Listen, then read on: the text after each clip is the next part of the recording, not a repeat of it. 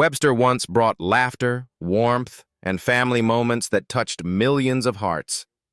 But behind the bright lights, some of its cast members endured illness, addiction, accidents, and even sudden deaths, leaving behind a sorrow that never truly fades.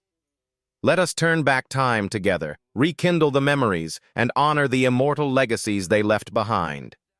Let's dive in. Alex Carris as George Papadopoulos. When Alex Carris was 48 years old, he took on the role of George Papadopoulos in Webster in 1983, a foster father who was both humorous and strict, yet carried the emotional depth of a man who had weathered life's storms. It was precisely those scars that made his portrayal of George Papadopoulos so vivid, relatable, and deeply human, leaving audiences smiling even as they felt a lump in their throats. Born on July 15, 1935 in Gary, Indiana, Carris grew up in a harsh environment where football became both his dream and his lifeline. He quickly reached the pinnacle of success with 4 Pro Bowl appearances for the Detroit Lions. But that glory was tainted by bitterness when, in 1963, he was suspended for the entire season over a gambling scandal. The shock not only damaged his reputation, but also left him with a deep sense of betrayal and loss. Though he returned to the field, he continued to battle chronic injuries, each hit serving as a cruel reminder that his success came at the cost of his health and longevity. Hollywood offered him an escape, but the shadows of his past never let go, quietly following him into every role he played. In his later years, old injuries combined with heart disease, cancer, dementia, and chronic traumatic encephalopathy drained his strength. On October 10, 2012, Alex Carris passed away at his Los Angeles home at the age of 77 after a long battle with kidney failure and multiple complications. He left behind an estate estimated at $8 million, but his true legacy lay in his courageous advocacy, speaking out on behalf of 3,500 former players suing the NFL for concealing the dangers of brain injuries. His passing closed the chapter on a life both dazzling and tragic, leaving audiences mourning a man who lived to the fullest, but paid dearly for his glory. Ron Masak as Ron. Ron Masak stepped into the role of Ron in Webster in 1986, a seemingly quiet supporting character who brought gentle humor and warmth to the Papadopoulos family when he had just turned 50. His charm, kind eyes, and friendly demeanor made every appearance a comforting highlight. This role not only gave Masak a distinct place in the hearts of viewers, but also marked the beginning of a new chapter in his career, one that, behind the scenes, was still filled with challenges. Born on July 1, 1936 in Chicago, Illinois, Masak journeyed through numerous popular television shows, including The Twilight Zone, I Dream of Jeannie, and Bewitched. However, guest roles, while offering brief flashes of fame, could not provide stability. As major opportunities gradually dried up, he faced a harsh reality. Fewer roles, fiercer competition, and a looming threat to his family's finances. To support his wife and 6 children, Masak turned his voice and charisma toward commercials and voice acting, becoming the king of commercials in the 1980s. Yet behind the cheerful lines of ad scripts, he carried a persistent longing for film sets and a hollow feeling from being left out of major projects, a void that could never be truly filled. In October 2022, grief deepened when Angela Lansbury, his dear friend and longtime co-star in Murder, She Wrote, passed away just 9 days before him. The loss marked a dark, quiet pause, signaling the end of a bond that had been a part of his soul as an actor. On October 20, 2022, Ron Masak took his last breath in a hospital in Thousand Oaks, California, at the age of 86. He died of natural causes, leaving behind an estate valued at approximately $3 million, the culmination of over 6 decades devoted to acting and voice work. Henry Pollock II as Jerry Silvers. At the age of 38, Henry Albert Pollock II portrayed Jerry Silvers in Webster in 1983, a close friend of the Papadopoulos family who was both a thoughtful advisor and a source of light-hearted humor. With his witty demeanor and skill at voice work, he turned a supporting role into an unforgettable highlight. Yet behind the glow of the screen, Police's life was a constant struggle to keep himself standing in a harsh industry. Born on February 20th, 1945 in the United States, Henry Pollock II seemed to have it all: talent, advanced education, and beloved roles. In reality, his life teetered for years between the heights of fame and the edge of hardship.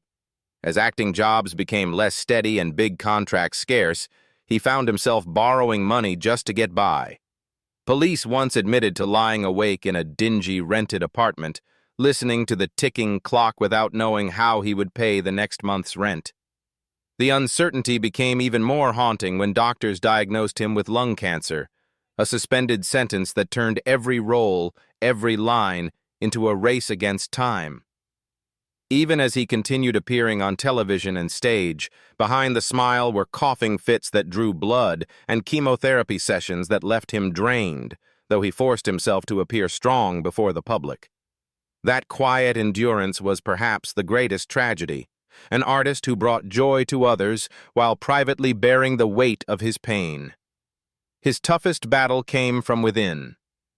For years, Pollock fought lung cancer, the silent enemy that slowly wore down his health and resolve. On August 11, 2013, Henry Albert Pollock II took his final breath at the age of 68. His net worth at the time was estimated at around $1.5 million, earned over more than 3 decades in film, theater, and television. Jack Crushen as Papadopoulos. Jack Crushen was 62 years old when he took on the role of Papa Papadopoulos in Webster in 1984, a friendly, humorous, yet deeply traditional grandfather who brought the breath of Greek culture into George's family. With his signature mustache and warm demeanor, he created a supporting character that left a lasting impression, offering both laughter and the comforting sense of home. Yet behind that gentle exterior lay the story of an artist who had known both the heights of success and the shadows of decline, and who, in his final years, faced pains the public rarely saw. Born on March 20, 1922 in Winnipeg, Canada, Crushen reached the pinnacle of his career with an Academy Award nomination for Best Supporting Actor for his role as Dr. Dreyfus in The Apartment, 1960. But the spotlight did not last forever. As major roles became fewer, he was forced to face Hollywood's harsh truth: fading fame, a silent phone, and fewer scripts arriving at his door. For someone who had once stood on the peak of recognition, retreating to smaller television roles was a bitter slide. His health began to falter as well, with heart disease and age making every appearance before the camera a challenge. Behind the smile on screen, he lived with the feeling that he was slowly drifting away from the stage lights, a quiet loneliness only actors who had once basked in glory could truly understand. On April 2, 2002, during a vacation in Chandler, Arizona, Jack Crushen passed away at the age of 80 after years of declining health. His death was attributed to complications related to age and heart disease. He left behind an estate estimated at $2 million, the result of more than 6 decades devoted to theater, film, and television. Katherine Damon as Cassie Parker. At the age of 54, Katherine Damon portrayed Cassie Parker in Webster in 1984, a witty, charming woman whose brief appearances were still enough to leave an impression with her clever lines and the warmth she brought to every scene. But even as laughter echoed on set, a silent tragedy had begun to knock at her door, heralding an uneven battle she was about to face. Born on September 11, 1930, in Seattle and raised in Tacoma, Damon endured a difficult childhood after her parents' divorce, which left her with feelings of guilt and inadequacy. She once said, "I never thought I was attractive. I never thought I was good enough." At 16, she left home to pursue ballet in New York, embarking on a long journey to earn her place on the Broadway stage and in front of the camera. But when her television career was at its height, in 1986, she received devastating news: terminal ovarian cancer. From that moment on, behind her on-screen smile were grueling chemotherapy sessions, sleepless nights from pain, and the fear that she might die with so many roles left unplayed. Despite her declining health, she pushed herself to keep appearing on set, as if each day she could work was a small victory wrested from the hands of death. The miracle never came. On May 4th, 1987, Katherine Damon passed away at Cedars-Sinai Medical Center in Los Angeles at the age of 56. She died at the peak of her fame, leaving behind an estimated net worth of $1 million from more than 3 decades on stage and television.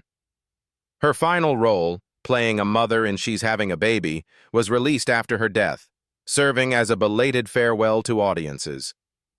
For those who loved her, Katherine Damon will always be remembered as the woman who brought laughter to others, even while silently enduring her own pain. Eugene Ro as Bill Parker. When Eugene Ro was 56 years old, he played Bill Parker in Webster in 1984, a cheerful, supporting character whose friendly demeanor and occasional dry wit brought warmth and lightness to the episodes in which he appeared.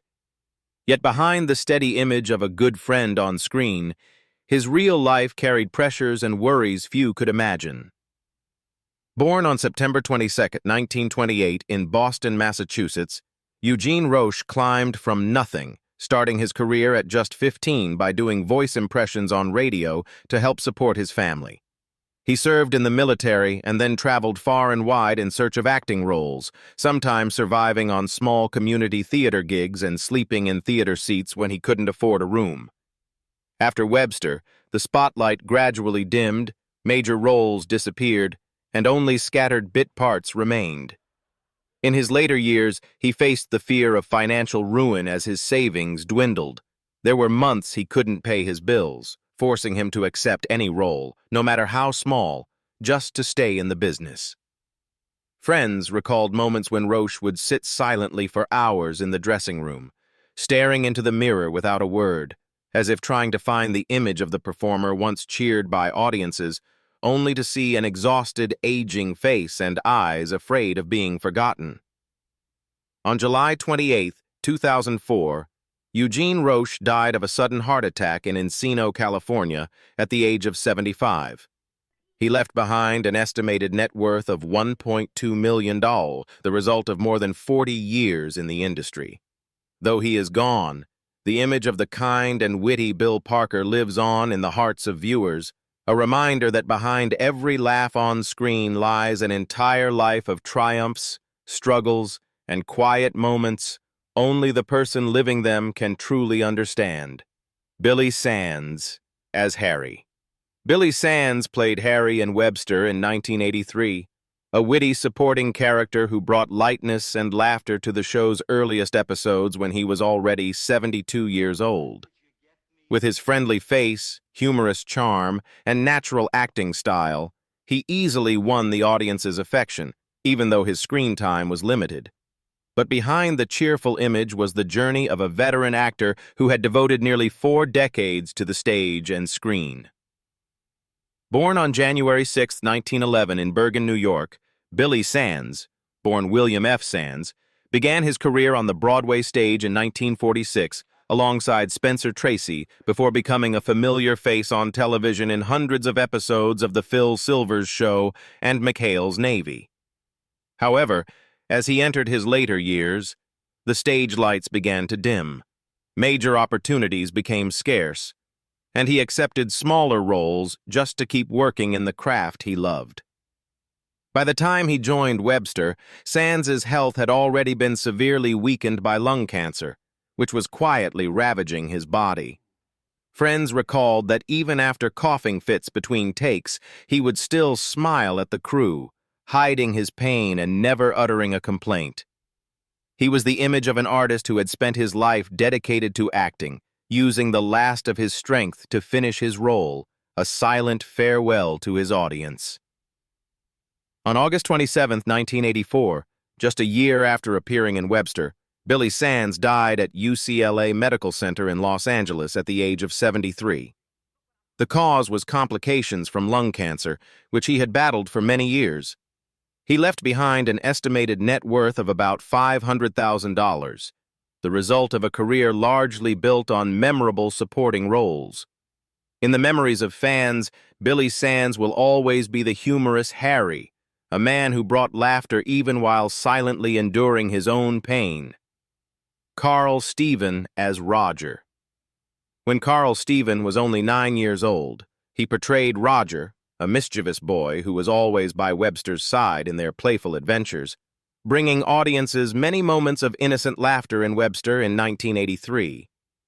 With bright eyes and a cheeky smile, Steven quickly became one of television's most beloved child actors, seemingly destined for a bright future in the entertainment industry. But no one could have foreseen that the glow of his childhood stardom would be only the beginning of a tragedy that would last until the end of his life. Born on July 7, 1974 in Glendale, California, Carl Steven was once considered the golden child star of the 1980s, appearing in high-profile projects such as Star Trek III, The Search for Spock, Honey, I Shrunk the Kids, and voicing Fred Jones in a pup named Scooby-Doo. However, as he grew older, his career stalled, roles became scarce, and the fame of his youth could no longer support his present. A seemingly routine tonsil surgery unexpectedly led to a dependence on painkillers, which then spiraled into drug addiction. Substance abuse transformed him from a talented young man into someone lost, destabilizing his marriage and draining his finances. In 2009, desperate and broke, Steven resorted to committing a series of armed robberies at pharmacies, leading to his arrest and a 13-year prison sentence. Behind bars, he faced loneliness, regret, and the toll that years of drug abuse had taken on his body. On July 31, 2011, at just 36 years old, Carl Steven was found dead from a heroin overdose in a prison facility in Tucson, Arizona, ending a life that had once touched great heights but ultimately plunged into darkness. His net worth at the time was only about $100,000, a fraction of the potential and opportunities he once had. His death became a painful cautionary tale about the dark side of fame and the silent destruction of addiction, leaving fans with a deep sadness for the innocent Roger they once knew. Emanuel Lewis as Webster Long. At the age of 12, Emanuel Lewis portrayed Webster Long, the intelligent, witty, and affectionate orphan who became the heart of Webster in 1983. With his bright eyes, innocent smile, and natural acting talent, Emanuel quickly captured the hearts of millions, turning Webster into a cultural television phenomenon of the 1980s. Yet behind the dazzling fame was a childhood and youth spent struggling under the weight of a spotlight far larger than his small frame. Born on March 9, 1971 in Brooklyn, New York, Emanuel was the youngest of 4 siblings, and his parents divorced when he was just 2 years old. Standing only 1.3 meters, with no medical reason, he became the focus of both admiration and gossip. When Webster ended, his face and stature had barely changed, causing Hollywood to nearly shut its doors to him. New roles became rare, major opportunities slipped away, and the shadow of Webster's fame loomed heavily over his career. Emanuel often endured harsh comparisons to Gary Coleman and faced the psychological pressure of a public that only saw the kid from Webster, forgetting the real person and talent behind the role. To survive in the entertainment world, he shifted into business ventures, starting a limousine company, a car wash service, and his own record label. But none of these could truly fill the void left by an acting career cut short. In 2025, at the age of 54, Emanuel Lewis continues to live a quiet life, choosing his projects with great care. He holds an estimated net worth of $4 million from Webster royalties, investments, and business ventures. While he no longer appears frequently on screen, the image of the lovable Webster Long endures in the audience's memory, both as a symbol of joy and as a reminder of the price a child star pays when the stage lights go dark too soon. Chad Allen as Rob.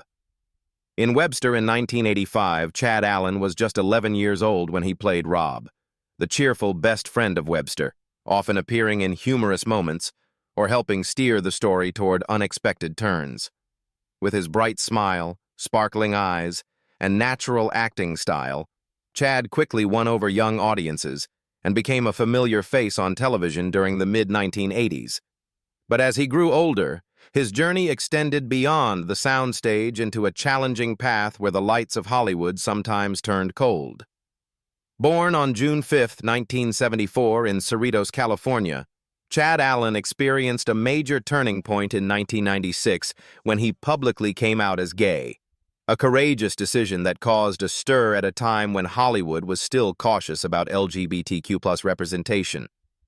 Almost immediately, he faced judgmental stares, potential roles disappeared, and his once solid television career began to waver.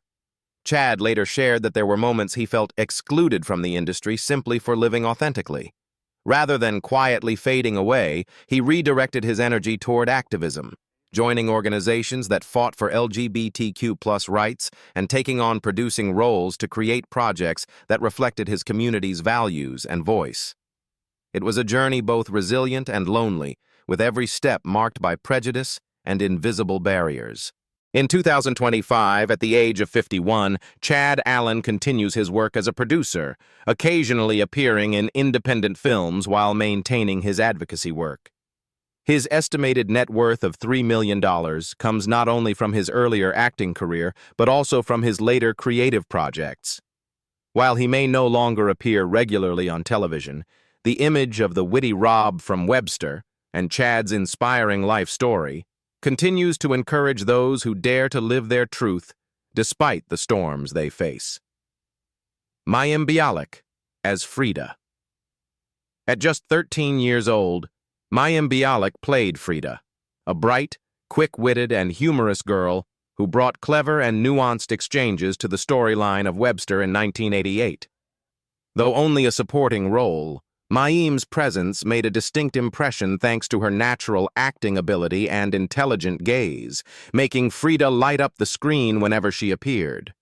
This was also one of her earliest stepping stones toward the flourishing television career that would follow. Born on December 12, 1975 in San Diego, California, Maim Bialik faced the dual pressures of being both a child actor and a top-performing student.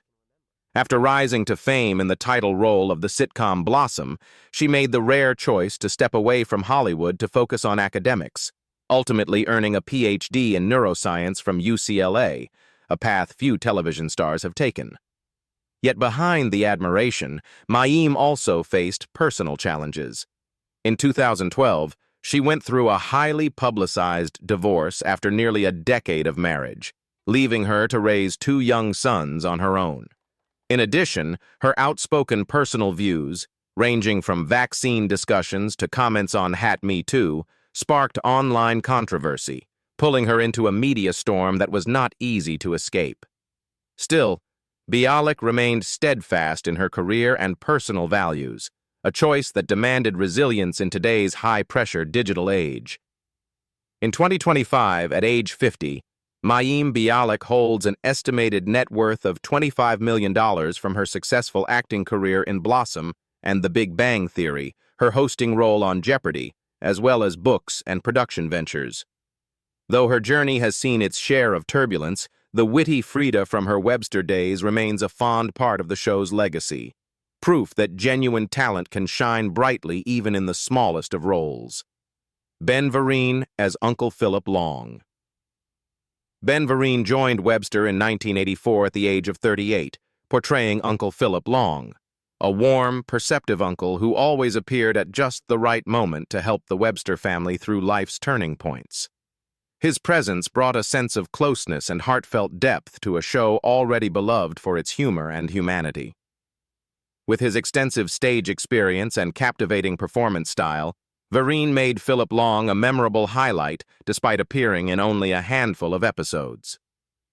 Born on October 10, 1946, in Laurinburg, North Carolina, Ben Vereen had once been at the peak of his career with a Tony Award and a series of iconic roles. But behind the stage lights were wounds that never fully healed. In 1987, tragedy struck when his daughter Nadja, just 16 years old, died in a devastating car accident. The loss shattered him, leaving a void that neither fame nor time could ever fill. He admitted there were nights he sat alone in the dark, staring at her photograph, feeling every reason to live slip away. Before he could recover, in 1992, he suffered a near-fatal car accident that left him with serious injuries and nearly robbed him of the ability to stand on stage, the place he had called home all his life. His recovery was a grueling ordeal. Every step, every rehearsal felt like tearing open both physical and emotional wounds. Vereen has said that at that moment, he had only two choices: give in and lose everything, or grit his teeth and keep going, carrying a pain that would never leave him. In 2025, at the age of 79, Ben Vereen remains active in the arts, balancing performing with public speaking and community programs. His estimated net worth of $5 million is the product of more than 6 decades in acting, singing, and dancing. Though life has tested him harshly, he has preserved the image of a dedicated and enduring artist, as well as the loving Uncle Philip Long that Webster fans continue to remember with affection. Susan Clark, as Katherine Calder Young Papadopoulos. When Susan Clark had just turned 40, she entered the hearts of viewers as Katherine Papadopoulos in the sitcom Webster in 1983, a gentle yet strong adoptive mother who stood as the unshakable pillar protecting her small family. Across 6 seasons, she and her real-life husband, Alex Carris, created an on-screen couple whose bond and warmth inspired audiences, making the name Katherine Papadopoulos a lasting symbol of compassion and steadfastness in viewers' memories. Susan Clark, born Nora Golding on March 8, 1943 in Sarnia, Ontario, Canada, grew up in the harsh conditions of a cold northern town where her family struggled to make ends meet, forcing her to learn self-reliance early. Her path to the arts was anything but easy. She left home at a young age, navigating unfamiliar cities while enduring the isolation and pressure of a fiercely competitive industry. The peak of her personal and professional challenges came in the early 1970s when a daring Playboy photo spread propelled her into the spotlight while simultaneously subjecting her to a wave of harsh criticism. Amid the turmoil, Clark found her emotional anchor in Alex Carris, a love that proved both her salvation and the deepest bond of her life. As of 2025, Susan Clark is 82 years old, living a quiet life in the United States, occasionally appearing at charity events or fan reunions. She holds an estimated net worth of $6 million, drawn largely from her long acting career and her late husband's legacy. Today, the image of the elegant woman seated beside a framed wedding photo of Alex Carris stands as a testament to a life illuminated by fame, yet deeply marked by loss. In your memory, which moment of theirs in Webster has stayed with you the most? Share your stories and feelings so we can together keep alive the image of these talented yet often tested individuals who left an indelible mark on the hearts of their audience.